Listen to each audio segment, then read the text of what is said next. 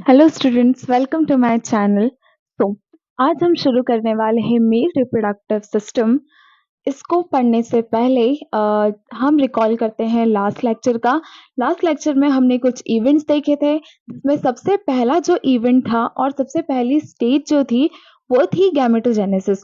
तो फर्टिलाइजेशन के पहले हमको गैमेट फॉर्मेशन पढ़ना होता है, और जो गैमेट्स का फॉर्मेशन है वो होता है रिप्रोडक्टिव ऑर्गन्स के अंदर। ठीक है, इसीलिए हमको गैमेट फॉर्मेशन के पहले हमको पता होना चाहिए कि रिप्रोडक्टिव ऑर्गन्स क्या होते हैं, उसके क्या क्या पार्ट्स होते हैं और क्या फंक्शंस होते हैं। सो आज हम शुरू करेंगे मेल रिप्रोडक्टिव सिस्टम से। एक जो मेल रिप्रोडक्टिव सिस्टम है उसमें मेनली तीन चीजें होती है: primary sex organ, secondary sex organ and external genitalia. ठीक है, अब ये प्राइमरी और सेकेंडरी सेक्स ऑर्गन्स है क्या? ठीक है, तो ऐसा मेन जो ऑर्गन है, अब एक रिप्रोडक्टिव पूरा सिस्टम है तो उसमें बहुत सारे अलग अलग ऑर्गन्स प्रेजेंट होंगे। तो जो सबसे मेन ऑर्गन है जो गैमेट फॉर्मेशन का काम करेगा उसको हम बोलते हैं प्राइमरी सेक्स ऑर्गन। ठीक है, तो जो प्राइमरी सेक्स ऑर्गन है मेल में वो है पेयर ऑफ टेस्टीज। ये जो टेस्टीज है ये प्राइमरी सेक्स ऑर्गन है, क्योंकि यहाँ हमने इसको प्राइमरी सेक्स ऑर्गन इसीलिए बोला क्योंकि यहाँ पे जो स्पर्म है उसका फॉर्मेशन होगा और प्रोसेस होगी स्पर्मेटोजेनेसिस के। ओके, देन उसके बाद है सेकेंडरी सेक्स ऑर्गन्स। तो जितने भी आपको ये डक्ट्स और ग्लैंड्स दिख रहे हैं, ये मैंने यहाँ पे डक्ट्स और ग्लैंड्स मेंशन किए हैं। जितने भी सारे डक्ट और ग्लैंड हैं ये सारे कहीं ना कहीं हेल्प करते हैं स्पर्मेटोजेनेसिस के में। ठीक है, स्पर्मेटोजेनेसिस में और स्पर्म के ट्रांसफर में। ठीक है, इसीलिए हम इसको बोलते हैं सेकेंडरी सेक्स ऑर्गन्स। देन उसके बाद आता है एक्सटर्नल जेनिटेलिया।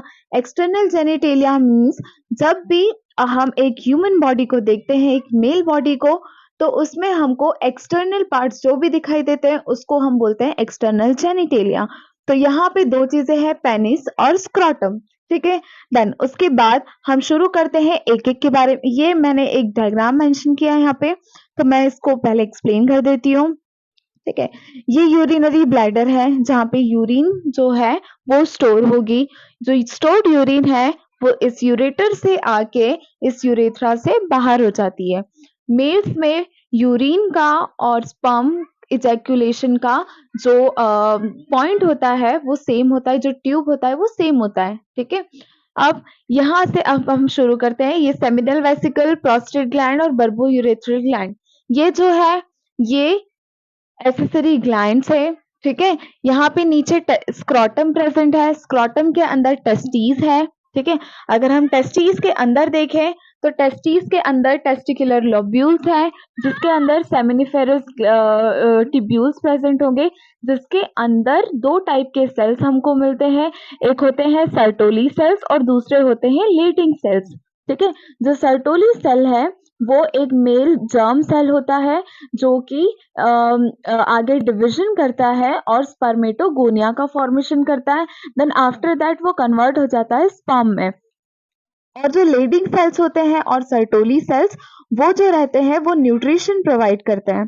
ठीक है, हम एक एक करके इसको डिस्कस करते हैं। सबसे पहला है टेस्टीज। टेस्टीज में सबसे बाहर आप आउटर पार्ट देखोगे तो होता है स्क्रॉटम। जो स्क्रॉटम है वो एक पाउच लाइक स्ट्रक्चर होता है जिसके अंदर टेस्टीज प्रेजेंट होते हैं। अब वो जो टेस्टीज है, टेस्टीज के अंदर जो है वो टेस्टिकुलर लोब्यूल्स होते हैं।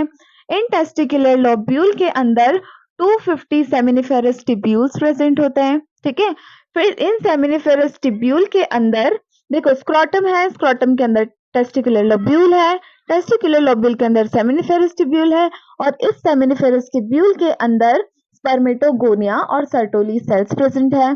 ठीक है, सर्टोली सेल्स प्रेजेंट है तो यहाँ पे क्या होगा, जो स्पर्मेटोगोनिया है वो स्पर्म का फॉर्मेशन करेगा और जो लेडिंग सेल्स है वो उसको न्यूट्रिशन प्रोवाइड करेंगे।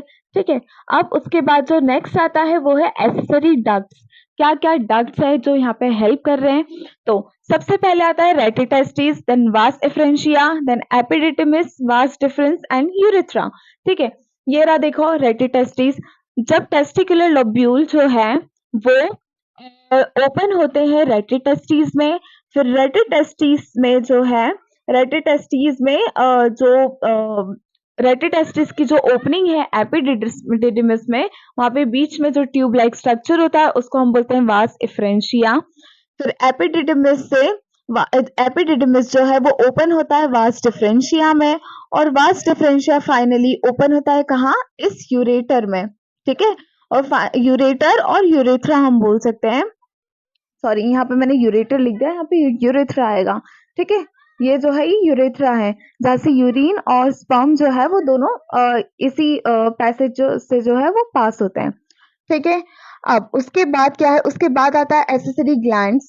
तो pair of seminiferous seminal vesicle है, प्रोस्टेट ग्लैंड है, बल्बो यूरेथ्रल, ये 3 टाइप के जो ग्लैंड्स है वो प्रेजेंट होते हैं मेल रिप्रोडक्टिव सिस्टम के अंदर, जो कि क्या करते हैं, इनकी जो सिक्रीशन होती है वो सेमिनल प्लाज्मा, जिसमें क्या-क्या होता है, सेमिनल प्लाज्मा होता है, जिसमें बहुत सारा फ्रक्टोज प्रेजेंट होता है, कैल्शियम आयंस होते हैं, सर्टेन एंजाइम्स होते हैं, और साथ में जो होता है वो स्पर्म होता है, ठीक है।